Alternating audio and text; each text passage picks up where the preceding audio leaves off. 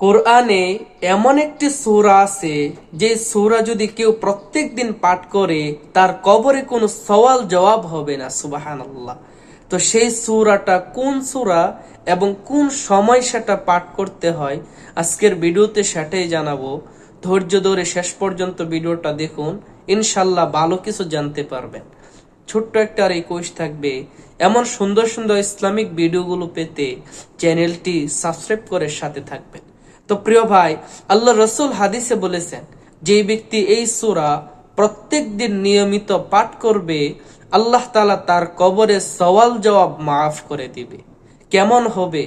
আপনার মৃত্যুর পরে আপনি কবরে শুয়ে আছেন, অপেক্ষা করতেছেন সওয়াল জবাব করার জন্য মুনকার নাকির আসবে, কিন্তু আসতেছে না।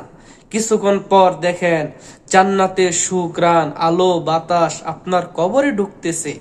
আপনি মনে মনে ভাবতেছেন, কি ব্যাপার, মুনকার নাকির তো আসলো না, আমার সওয়াল জবাবও নিল না, তাহলে জান্নাতের সুখ, জান্নাতের গ্রাণ আমার কবরে চলে আসতেছে, সওয়াল জবাব তো এখনো হয় নাই।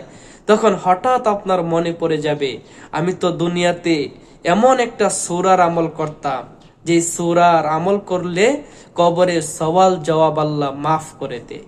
তো প্রিয় ভাই, যে সূরা নিয়মিত পাঠ করলে আপনার কবরের কোনো সওয়াল জবাব থাকবে না, সেই সূরাটা হলো সূরাতুল মুলক। কুরআনের 29তম পারায় অবস্থিত সূরাটি। আল্লাহ রাসূল সাল্লাল্লাহু আলাইহি ওয়াসাল্লাম বলেছেন, যেই ব্যক্তি প্রতিদিন এশার নামাজের পরে সূরাতুল মুলক পাঠ করবে, নিয়মিত আমলটা করবে, আল্লাহ তাআলা তার কবরে কোনো সওয়াল জবাব করবে না। তো প্রিয় ভাই, আপনি যদি চান আপনার কবরে কোনো সওয়াল জবাব না হোক, তাহলে আপনি নিয়মিত এই সূরার আমলটা করবেন।